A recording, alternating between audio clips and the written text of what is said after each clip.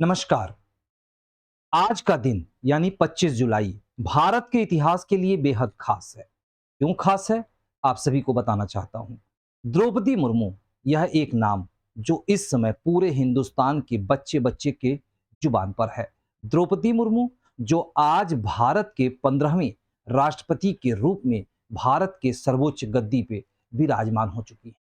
छोटे से गांव में संघर्ष से आलीशान राष्ट्रपति भवन तक कि उनके सफर को आज हम आप सभी दर्शकों को बताएंगे कि किस तरह से आज वह एक छोटे से गांव से निकल करके आलीशान राष्ट्रपति भवन तक पहुंच चुकी है। देश की 15वीं महामहिम की आज हम आप सभी दर्शकों को पूरी कहानी बताएंगे।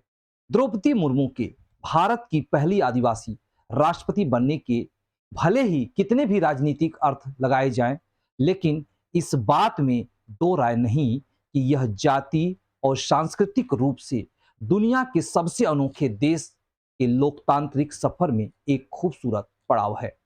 आजाद भारत के 75 साल के इतिहास में पिछले डेढ़ दशक को महिलाओं के लिए खास तौर से विशिष्ट माना जा सकता है।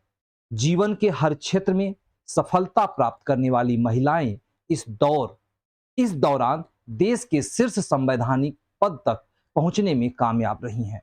2007 में प्रतिभा सिंह पाटिल के देश की पहली महिला राष्ट्रपति बनने का गौरव हासिल करने के बाद अब द्रौपदी मुर्मू का राष्ट्रपति बनना देश की लोकतांत्रिक परंपरा की एक सुंदर मिसाल है।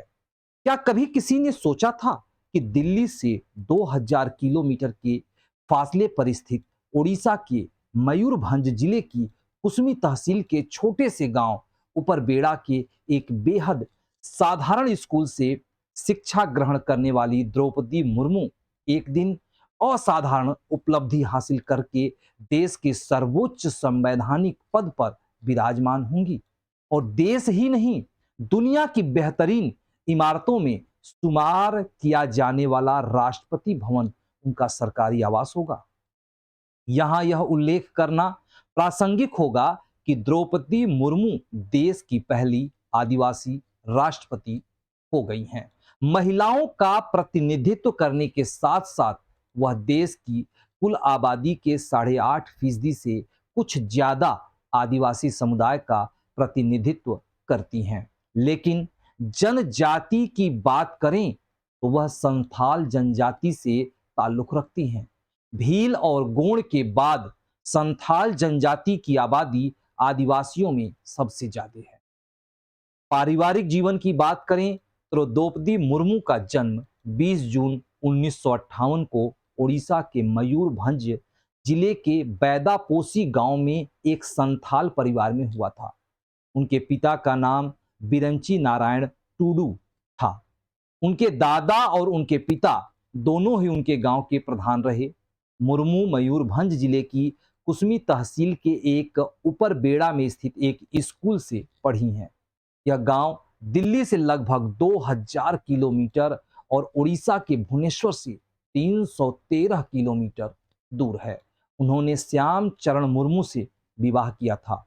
अपने पति और दो बेटों के निधन के बाद द्रौपदी मुर्मू ने अपने ही घर में स्कूल खोल दिया, जहां वह बच्चों को पढ़ाती थी। उस बोर्डिंग स्कूल में आज भी बच्चे शिक्षा ग्रहण करते हैं। उनकी एकमात्र जीवित संतान उनकी पुत्री जो विवाहित हैं और भुवनेश्वर में रहती हैं। आप सभी दर्शकों को और आगे बताते हैं कि द्रौपदी मुर्मू ने एक अध्यापिका के रूप में अपना पेशेवर जीवन शुरू किया और उसके बाद धीरे धीरे सक्रिय राजनीति में कदम रखा। साल 1997 में उन्होंने रायरंगपुर नगर पंचायत के पार्षद चुनाव में जीत दर्ज कर अपने राजनीतिक जीवन की शुरुआत की। उनके राष्ट्रपति बनने पर दुनिया के नेताओं ने इसे भारतीय लोकतंत्र की जीत का करार दिया है। अमेरिका के राष्ट्रपति जो बाइडेन ने अपने संदेश में कहा कि एक आदिवासी महिला का राष्ट्रपति जैसे पद पर पहुंचना भारतीय लोकतंत्र की मजबूती का प्रमाण है। उन्होंने कहा कि मुर्मू का निर्वाचन इस बात का प्रमाण है कि जन्म नहीं, व्यक्ति के प्रयास उसकी नियति तय करता है। वहीं ब्रिटेन के प्रधानमंत्री बोरिस जॉनसन ने कहा, द्रौपदी मुर्मू का राष्ट्र प्रमुख पद पर पहुंचना उनकी ऊंची शख्सियत का ही परिणाम है। फ्रांस के राष्ट्रपति इमैनुअल मैक्रों ने मुर्मू को राष्ट्रपति बनने पर बधाई दी। वहीं हाल ही में श्रीलंका में राष्ट्रपति चुनाव हारने वाले डलास अल्फा पेरुमा ने कहा कि आजादी के बाद जन्म लेने वाली एक जातीय और संस्कृति के रूप में दुनिया के सबसे अनोखे देश की राष्ट्रपति को बधाई है। वहीं नेपाल के प्रधानमंत्री शेर बहादुर देउबा ने कहा कि दुनिया के सबसे बड़े लोकतंत्र की राष्ट्रपति निर्वाचित होने पर वह द्रौपदी मुर्मू को बधाई देते हैं। और साथ ही मैं भी फास्ट न्यूज इंडिया परिवार की तरफ से द्रौपदी मुर्मू जी को ढेर सारी हार्दिक बधाई और शुभकामनाएं प्रदान करता हूं। तो आप सभी दर्शकों को लेकर के चलते हैं आज देश के 15वें राष्ट्रपति की गद्दी पे विराजमान होते हुए द्रौपदी मुर्मू ने अपने पहले भाषण में क्या कहा है। हम सीधे आपको लेकर के चलते हैं राष्ट्रपति भवन, जहां से सीधा प्रसारण हम दिखाते हैं राष्ट्रपति के आज पद पर विराजमान होने पर द्रौपदी मुर्मू ने क्या कहा।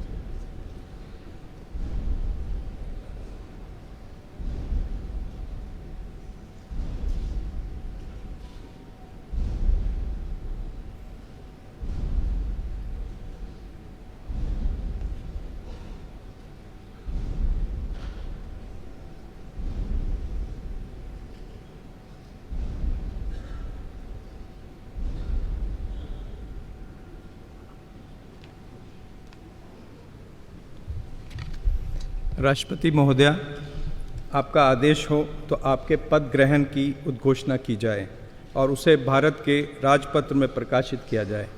इसकी सूचना प्रमुख सेना केंद्रों तथा विदेश स्थित सभी भारतीय मिशनों, राज्य सरकारों तथा संघ शासित प्रदेशों क्षेत्रों के प्रशासकों को भेजी जाए। भारत सरकार के सभी मंत्रालयों और विभागों को भी सूचना तथा आवश्यक आदेश जारी करने हेतु भेजा जाए।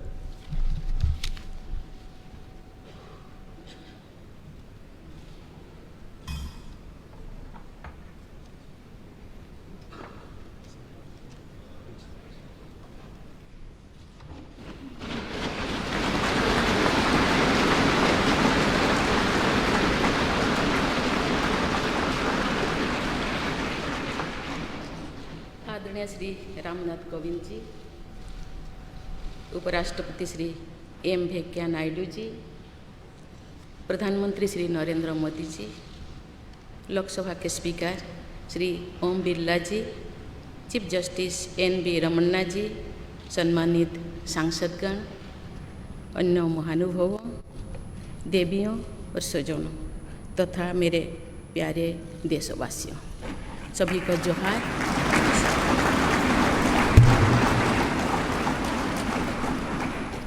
भारत के सर्वोच्च संवैधानिक पद पर निर्वाचित करने के लिए मैं सभी सांसदों और सभी विधानसभा सदस्यों का हार्दिक आभार व्यक्त करती हूँ। आपका मत देश के करोड़ों नागरिकों के विश्वास की अभिव्यक्ति है।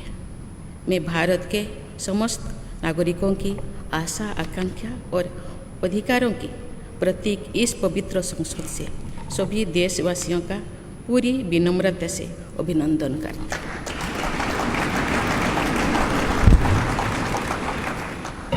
आपकी आत्मीयता, आपका विश्वास और आपका सहयोग मेरे लिए इस नए दायित्व का निभाने में मेरी बहुत बड़ी ताकत रहेगी। मुझे राष्ट्रपति के रूप में देश ने एक ऐसे महत्वपूर्ण कालखंड में चुना है जब हम अपनी आज़ादी का अमृत महोत्सव मना रहे हैं।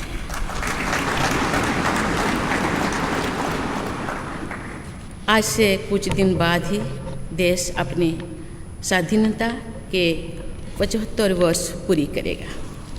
ये भी एक संयोग है कि जब देश अपनी आज़ादी के 50वें वर्ष का पर्व मना रहा था तभी मेरे राजनीतिक जीवन की शुरुआत हुई थी। और आज आज़ादी के 75वें वर्ष में मुझे ये नया दायित्व मिला है। ऐसे ऐतिहासिक समय में जब भारत अगले 25 वर्षों के विजन को हासिल करने के लिए पूरी ऊर्जा से जुटा हुआ है, मुझे ये जिम्मेदारी मिलना मेरा बहुत बड़ा सौभाग्य है। मैं देश की ऐसी पहली राष्ट्रपति भी हूँ जिसका जन्म आज़ाद भारत में हुआ है। हमारे स्वाधीनता सेनानियों ने आज़ाद हिंदुस्तान के हम नागरिकों से जो अपेक्षाएं की थी उनकी पूर्ति के लिए इस अमृत काल में हमें तेज गति से काम करना होगा। इन 25 वर्षों में अमृत काल की सिद्धि का रास्ता 2 पटरी पर आगे बढ़ेगा, सबका प्रयास और सबका कर्तव्य। भारत के उज्जवल भविष्य की नई विकास यात्रा हमें सबके प्रयास से करनी है, कर्तव्य पथ पर चलते हुए करनी ही है। कल यानी 26 जुलाई को कारगिल विजय दिवस भी है।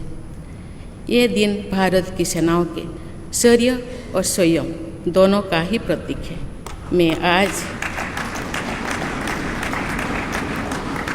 मैं आज देश की सेनाओं को तथा देश के समस्त नागरिकों को कारगिल विजय दिवस की अग्रिम शुभकामनाएं देती हूँ।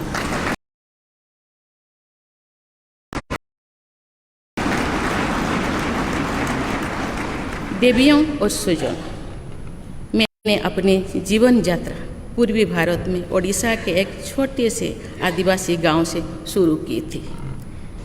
मैं जिस पृष्ठभूमि से आती हूँ वहाँ मेरे लिए प्रारंभिक शिक्षा प्राप्त करना भी एक सपने जैसा ही था, लेकिन अनेक बाधाओं के बावजूद मेरा संकल्प दृढ़ रहा और मैं कॉलेज जाने वाली अपने गांव की पहली बेटी थी।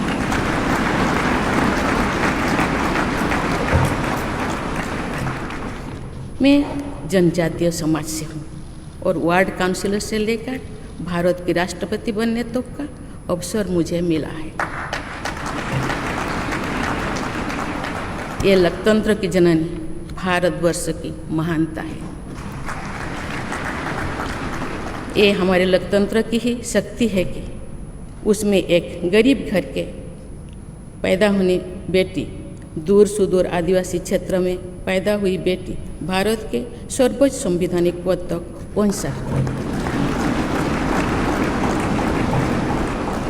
राष्ट्रपति के पद पहुंचना मेरी व्यक्तिगत उपलब्धि नहीं है, ये भारत की प्रत्येक गरीब की उपलब्धि है। मेरा निर्वाचन इस बात का सबूत है कि भारत में गरीब सपने भी देख सकता है और उन्हें पूरा भी कर सकता है।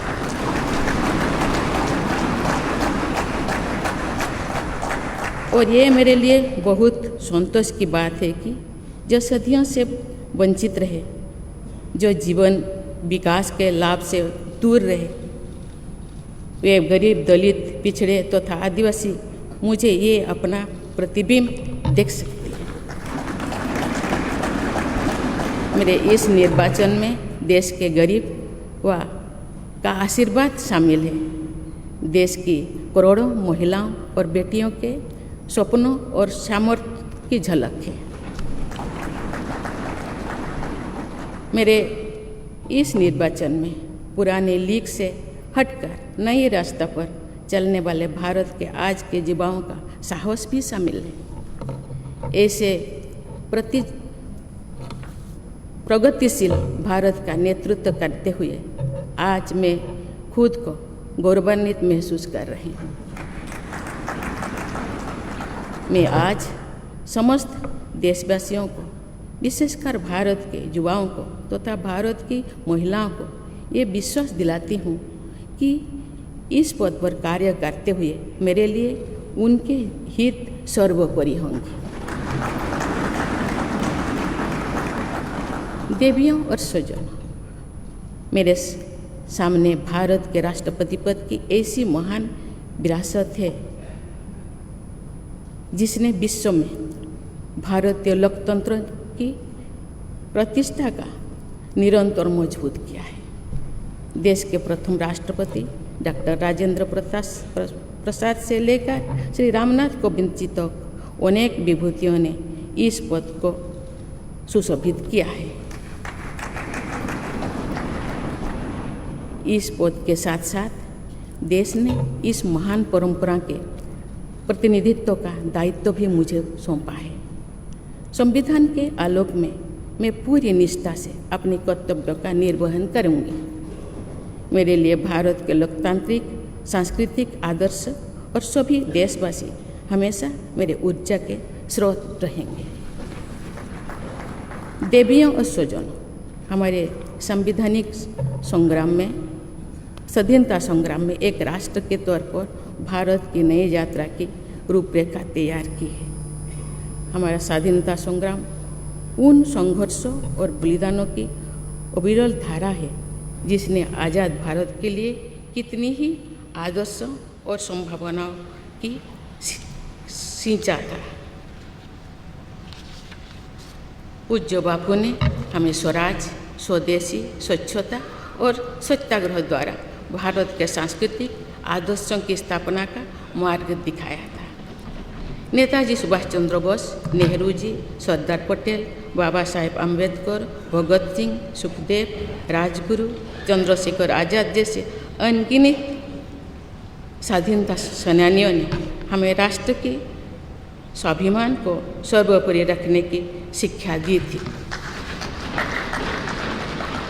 रानी लक्ष्मीबाई, रानी वेलु नाचियार, रानी गाइदिन्लु और रानी चेन्निमा जैसी अनेकों वीरांगनाओं ने राष्ट्र इच्छा और राष्ट्र निर्माण में नारी शक्ति की भूमिका को नई ऊर्जा दी है और सशक्त किया। सामाजिक उत्थान एवं देश प्रेम के लिए धरती आबा भगवान बिरसा मुंडा जी के बलिदान से हमें प्रेरणा मिली थी। मुझे खुशी है कि आज़ादी की लड़ाई में जनजातीय समुदाय के योगदान को समर्पित अनेक म्यूजियम देश भर में बनवाया जा रहा है। देवियों और स्वजनों, एक संसदीय लोकतंत्र के रूप में 75 वर्ष में भारत ने प्रगति के संकल्प को सहभागिता एवं सर्वसम्मति से आगे बढ़ाया है। विविधताओं से भरे अपने देश में हम अनेक भाषा, धर्म, संप्रदाय, खान पान, रहन सहन, रीति रिवाजों का अपनाते हुए एक भारत श्रेष्ठ भारत के निर्माण में सक्रिय है। आज़ादी के 75वें वर्ष के अवसर पर आया है अमृतकाल। भारत के लिए नए संकल्पों का कालखंड है। आज मैं इस नए युग के स्वागत में अपने देश को नई सोच के साथ तत्पर और तैयार देख रही हूँ। भारत और हर क्षेत्र में विकास का नया अध्याय जोड़ रहा है। कोरोना महामारी के वैश्विक संकट का सामना करने में भारत ने जिस तरह का सामर्थ्य दिखाया है, उसने पूरे विश्व में भारत की साख बढ़ाया है।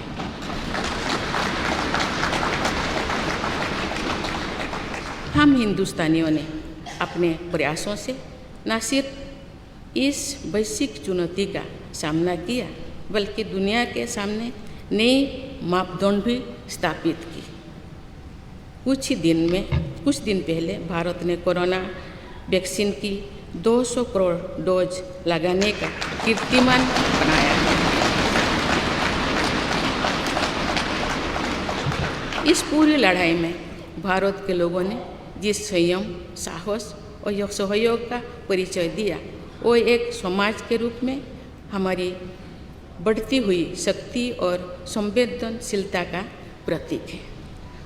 कोरोना महामारी से बने माहौल में आज दुनिया भारत को नए विश्वास से देख रही है। दुनिया की आर्थिक स्थिरता के लिए, सप्लाई चेन की सुगमता के लिए और वैश्विक शांति के लिए दुनिया को भारत से बहुत उम्मीदें हैं।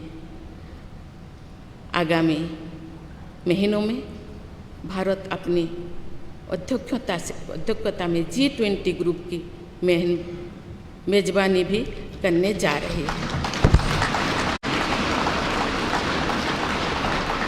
इसमें दुनिया के 20 बड़े देश भारत की अध्यक्षता में वैश्विक विषयों पर मंथन करेंगे। मुझे विश्वास है भारत में होने वाले इस मंथन से जो निष्कर्ष और नीतियाँ निर्धारित होंगे उनसे आने वाले दशकों की दिशा तय होगी। देवियों और स्वजनों, दशकों पहले मुझे रायरंगपुर में श्री अरबिंदो इंटीग्रल स्कूल में शिक्षक के रूप में कार्य करने का अवसर मिला था। कुछ ही दिनों के बाद श्री अरबिंदो जी की 150वीं जन्म जयंती मनाई जाएगी। शिक्षा के बारे में श्री अरबिंदो के विचारों ने मुझे निरंतर प्रेरित किया है। जन प्रतिनिधि के रूप में विभिन्न पदों पर कार्य करते हुए और फिर राज्यपाल के रूप में भी मेरा शिक्षण संस्थानों के साथ सक्रिय जुड़ाव रहा है। मैंने देश के युवाओं के उत्साह और आत्मबल को करीब से देखा है। हम सभी के श्रद्धेय अटल जी कहा करते थे कि देश के युवा जो आज हम इसे सोच होते देख रहे हैं। वोकल फॉर लोकल से लेकर डिजिटल इंडिया तक हर क्षेत्र में आगे बढ़ रहा आज का भारत विश्व के साथ कदम से कदम मिलाकर औद्योगिक क्रांति 4.0 के लिए पूरी तरह भारत तैयार है। रिकॉर्ड संख्या में बन रहे स्टार्टअप्स में नए इनोवेशंस में दूर सुदूर क्षेत्रों में डिजिटल टेक्नोलॉजी की स्वीकार्यता में भारत के युवाओं की बड़ी भूमिका है। बीती वर्षों में भारत ने जिस तरह महिला सशक्तिकरण के लिए निर्णय लिए हैं, नीतियाँ बनाई गई है, इससे भी देश में एक नई शक्ति का संचार हुआ है। मैं चाहती हूँ कि हमारी सभी बहनें व बेटियाँ अधिक से अधिक सशक्त हो तथा वे देश के हर क्षेत्र में कि आप न केवल अपने भविष्य का निर्माण कर रहे हैं बल्कि भविष्य के भारत की नींव भी रख रहे हैं। देश के राष्ट्रपति के तौर पर मेरा हमेशा आपको पूरा सहयोग रहेगा। देवियों और स्वजनों, विकास और प्रगतिशीलता का अर्थ निरंतर आगे बढ़ना होता है, लेकिन साथ ही अपने अतीत का ज्ञान भी उतना ही आवश्यक है। आज जब विश्व सस्टेनेबल प्लानेट की बात कर रहे हैं तो उसमें भारत की प्राचीन परंपराओं, हमारे अतीत की सस्टेनेबल लाइफस्टाइल की भूमिका और बढ़ जाती है। मेरा जन्म तो उस जनजातीय परंपरा से हुआ है जिसने हजारों वर्ष से प्रकृति के साथ तालमेल बनाकर जीवन को आगे बढ़ाया है। हम प्रकृति से जरूरी संसाधन लेते हैं और उतनी ही श्रद्धा से प्रकृति से सेवा भी करते हैं। यहाँ संवेदनशीलता का आज वैश्विक अनिवार्यता बन गया है। मुझे इस बात की प्रसन्नता है कि भारत पर्यावरण संरक्षण के क्षेत्र में विश्व का मार्गदर्शक बन रहा है। देवियों और स्वजन, मैंने अपने अब तक के जीवन में जौन सेवा में ही जीवन की सार्थकता को अनुभव किया है। श्री जगन्नाथ क्षेत्र के एक प्रख्यात कवि भीम भोई जी की कविता की एक पंक्ति है, मो जीवन पछे नरके पड़ी थाउ जगत उद्धार।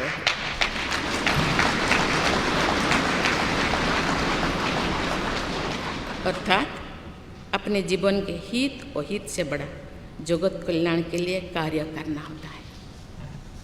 जगत कल्याण की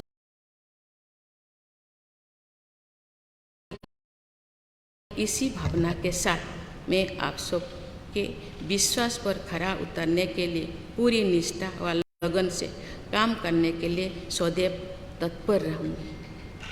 आइए हम सभी एकजुट होकर समर्पित भाव से कर्तव्य पथ पर आगे बढ़े तथा वैभवशाली व आत्मनिर्भर भारत का निर्माण करें। धन्यवाद। जय हिंद, जय भारत।